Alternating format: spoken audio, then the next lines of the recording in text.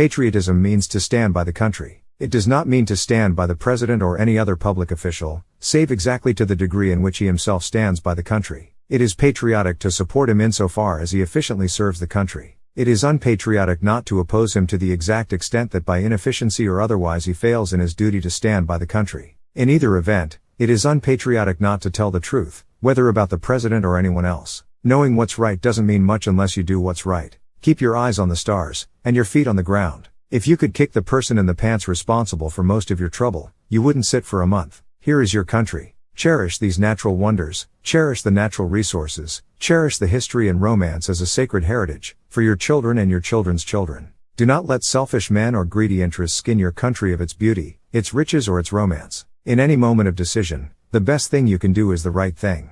The worst thing you can do is nothing. Courage is not having the strength to go on. It is going on when you don't have the strength. Far better it is to dare mighty things, to win glorious triumphs, even though checkered by failure, than to take rank with those poor spirits who neither enjoy much nor suffer much, because they live in the gray twilight that knows neither victory nor defeat. Speak softly and carry a big stick, you will go far. I am a part of everything that I have read. I am an American, free born and free bred, where I acknowledge no man as my superior, except for his own worth, or as my inferior, except for his own demerit. No one cares how much you know, until they know how much you care. The things that will destroy America are prosperity at any price, peace at any price, safety first instead of duty first, and love of soft living and the get-rich-quick theory of life. Every immigrant who comes here should be required within 5 years to learn English or leave the country. Whenever you are asked if you can do a job, tell them, certainly I can.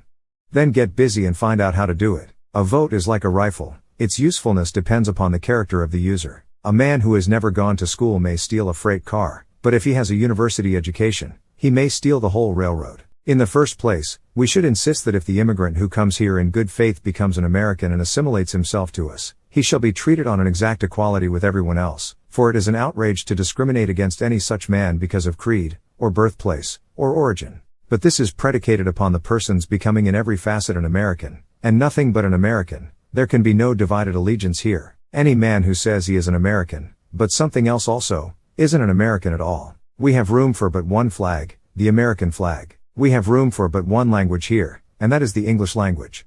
And we have room for but one sole loyalty, and that is a loyalty to the American people. When you play, play hard. When you work, don't play at all. No man needs sympathy because he has to work, because he has a burden to carry. Far and away the best prize that life offers is the chance to work hard at work worth doing. The best executive is the one who has sense enough to pick good men to do what he wants done, and self-restraint to keep from meddling with them while they do it. Don't hit at all if it is honorably possible to avoid hitting, but never hit soft. When they call the roll in the Senate, the senators do not know whether to answer present or not guilty. If you've got them by the balls, their hearts and minds will follow. Politeness is a sign of dignity, not subservience. To waste, to destroy our natural resources, to skin and exhaust the land instead of using it so as to increase its usefulness, will result in undermining in the days of our children the very prosperity which we ought by right to hand down to them amplified and developed. The reason fat men are good-natured is they can neither fight nor run. Comparison is the thief of joy. We despise and abhor the bully, the brawler, the oppressor, whether in private or public life, but we despise no less the coward and the voluptuary.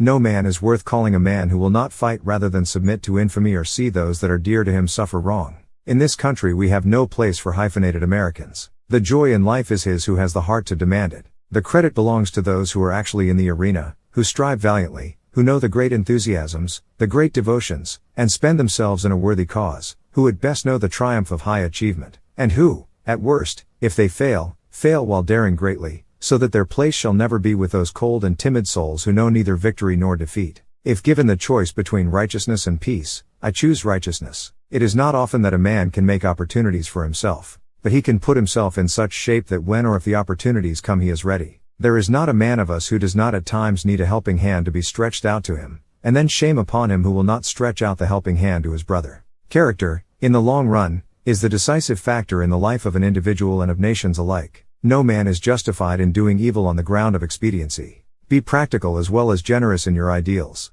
Keep your eyes on the stars, but remember to keep your feet on the ground. Our aim is not to do away with corporations. On the contrary, these big aggregations are an inevitable development of modern industrialism, and the effort to destroy them would be futile unless accomplished in ways that would work the utmost mischief to the entire body politic. We can do nothing of good in the way of regulating and supervising these corporations until we fix clearly in our minds that we are not attacking the corporations, but endeavoring to do away with any evil in them. We are not hostile to them, we are merely determined that they shall be so handled as to subserve the public good. We draw the line against misconduct, not against wealth.